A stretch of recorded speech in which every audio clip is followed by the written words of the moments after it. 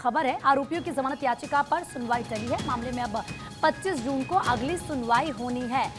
तो देखिए, बड़ी जानकारी मिल रही है क्योंकि आरोपियों की जमानत याचिका पर जो सुनवाई होनी थी वो टल चुकी है और अब मामले में 25 जून को सुनवाई होगी। सर्वेश का एक बार फिर से रुक कर लेते हैं। सर्वेश, 25 जून को सुनवाई होगी अब मामले पर, क्योंकि जो याचिकाएं लगाई गई थी जमानत याचिका, उस पर सुनवाई टल चुकी है।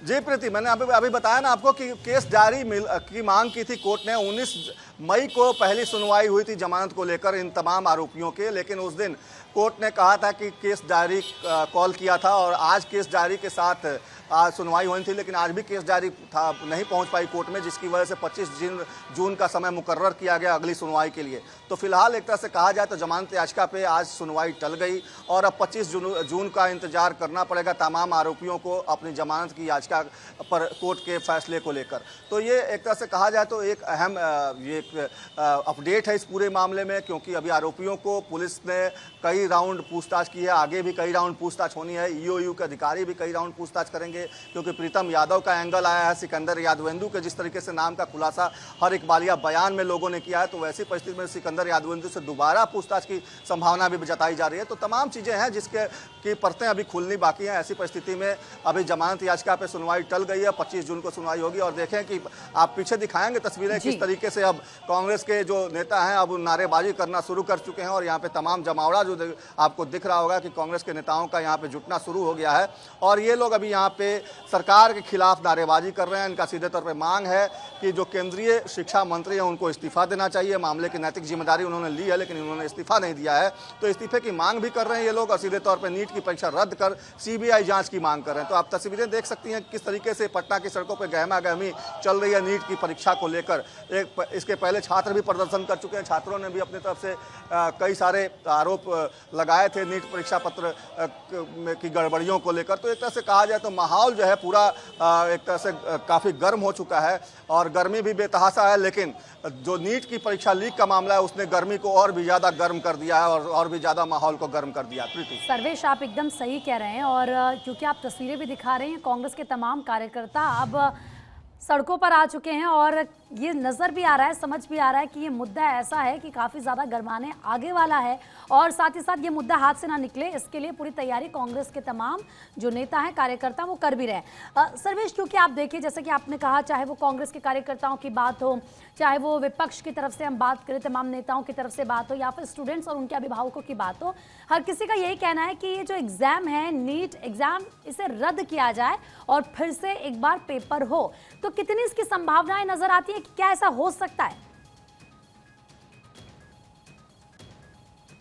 धर्मेंद्र प्रधान का प्रेस कॉन्फ्रेंस सब लोगों ने सुना है और धर्मेंद्र प्रधान जिस तरीके से कह रहे थे गड़बड़ियां हुई हैं, नैतिक जिम्मेदारी में लेता हूं, गड़बड़ियों को देखकर दुरुस्त किया जाएगा और परीक्षा रद्द करने का जहां तक सवाल है इस पे उन्होंने साफ तौर पे कहा कि इस पे फैसला आगे लिया जाएगा। अभी तमाम चीज़ों की जांच पड़ताल चल रही है, शिक्षा मंत्रालय अपने स्तर से जांच कर रहा है, ईओयू अपने स्तर से जांच कर रहा है, पटना पुलिस की कार्रवाई अपने स्तर से चल रही है, तमाम चीज़ों में अपडेट है, तमाम चीज़ों में प्रोग्रेस है। तो ऐसी परिस्थिति में उन्होंने परीक्षा रद्द किए जाने को लेकर कोई बात नहीं कही है। तो अब उम्मीद यही जताई जा रही है कि आगे क्या कुछ होगा जब तस्वीरें साफ होगी और निश्चित तौर पे माना जाएगा कि परीक्षा पत्र लीक हुआ और लीक केवल पटना और गोधरा तक ही सीमित नहीं था, पूरे देश व्यापी था, क्योंकि हरियाणा में भी कुछ लोग ऐसे सामने आए हैं जो एक ही केंद्र से 6 लोग थे जिनको 720 अंक आए हैं। तो ऐसी परिस्थिति में तमाम चीज़ें जो हैं अब इस ओर इशारा कर रही हैं कि क्या ये देशव्यापी क्वेश्चन लीक हुए हैं या बस कुछ राज्यों तक ही सीमित रहा है। तो ऐसी परिस्थिति में देखने वाली बात होगी कि शिक्षा मंत्रालय का आगे का रुख क्या होता है। प्रीति, क्योंकि सर्वेश, अब कहीं ना कहीं संशय हर एक अभिभावक, हर एक जो छात्र है उसके जहन में बैठ चुका है।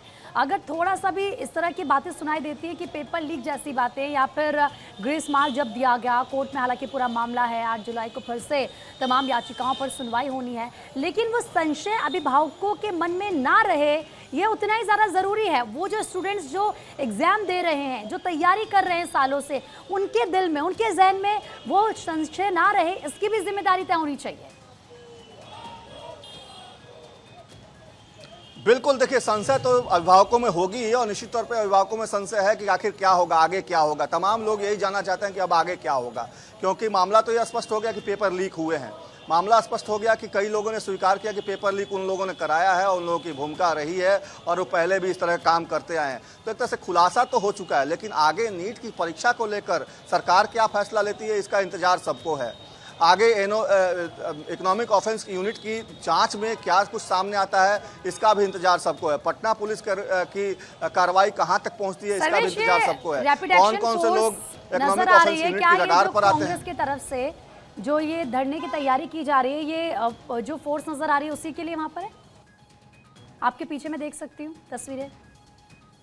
ये तमाम फोर्स जो है बुला ली गई है। हम दिखाना चाहेंगे कैमरे के जरिए कि किस तरीके से यहाँ पे जो है तमाम जो ARB के जवान है वो यहाँ पे बुला लिए गए हैं, क्योंकि कांग्रेस का यहाँ पे धरना नहीं प्रदर्शन है। आज कांग्रेस प्रदर्शन करने के मूड में है और सीधे तौर पे कांग्रेस के लोगों का ये कहना है कि नीट क्वेश्चन पेपर लीक में सरकार का जो रवैया है, सरकार ने जिस तरीके की गड़बड़ियाँ की है उसको ढकने की कोशिश हो रही है। सरकार के कई जो ऐसे बड़े नाम हैं, देखिए राहुल गांधी जिंदाबाद का नारा हो रहा है, लेकिन नीट क्वेश्चन पेपर को लेकर जो ये यहाँ पे आलम है वो आप देख सकते हैं किस तरीके से अब ये लोग आगे बढ़ रहे हैं और प्रदर्शन जारी है।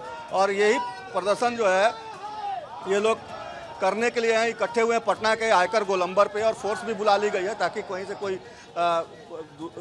किस तरह की कोई बात ना हो। मदन मोहन झा उनसे बात करें। झा जी, किस लिए प्रदर्शन कर रहे हैं आप जानते हैं जो पूरे देश के छात्रों के साथ जो अन्याय हुआ है, उनके भविष्य के साथ जो खिलवाड़ किया गया है, हम लोग उसी के खिलाफ आज पूरे देश में कांग्रेस पार्टी आंदोलित है। लेकिन तेजस्वी यादव के पीए का नाम आ रहा है कि उन्होंने कमरा बुक कराया एक आरोपी को ठहरने के लिए, उसमें कोई खुलासा नहीं कर रहे हैं। तेजस्वी यादव नहीं कुछ बोल रहे हैं, प्रीतम यादव भी गायब है। आपका दिल्ली में सरकार है, आपका बिहार में सरकार है, आप अखबार में क्यों बयान दे रहे हैं? अगर वो किए हैं तो उनको आप जांच करवाइए, इस पर कोई रोक रहा है आपको? केवल पेपर में बयान देके इतने बड़े भंडाफोड़ जो हुआ है, इतना बड़ा जो अन्याय हुआ है, उसको एक बयान पर आप सबसिड करना चाहते हैं, ये सामने नहीं की जाएगी। लेकिन फिलहाल आगे भी पल पल के अपडेट आपसे लेते रहेंगे, क्योंकि ये सवाल बच्चों के भविष्य का है, उन स्टूडेंट्स का है जो देश का भविष्य है। डॉक्टर बनके आपका हमारा इलाज करते हैं, सोचिए उनके भविष्य के साथ कैसे खिलवाड़ हो सकता है। फिलहाल बहुत बहुत शुक्रिया तमाम जानकारी देने के लिए।